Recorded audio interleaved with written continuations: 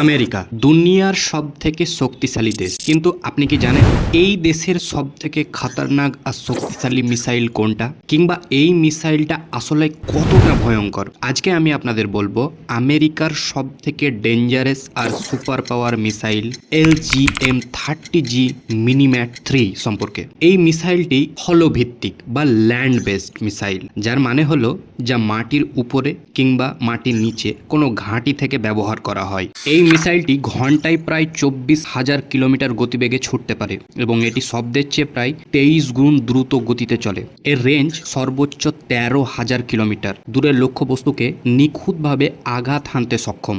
মিসাইলটি সম্পূর্ণভাবে আমেরিকা নিজেই তৈরি করেছে।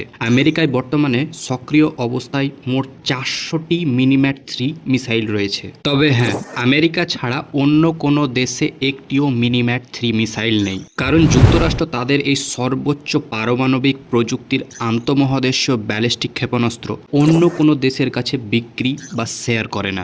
মিনিম্যাট-3 মিসাইলটি এমনভাবে তৈরি করা হয়েছে যেটি একসাথে 3টি আলাদা পারমাণবিক বোমা বহন করতে পারে। একে সামরিক ভাষায় MIRV বা multiple independently targetable re-entry vehicle প্রযুক্তি বলা হয়, যার মানে মিসাইলটি মহাকাশে থেকে ফিরে এসে 3টি আলাদা বোমা 3টি ভিন্ন ভিন্ন শহরের দিকে ছুড়ে দিতে পারে।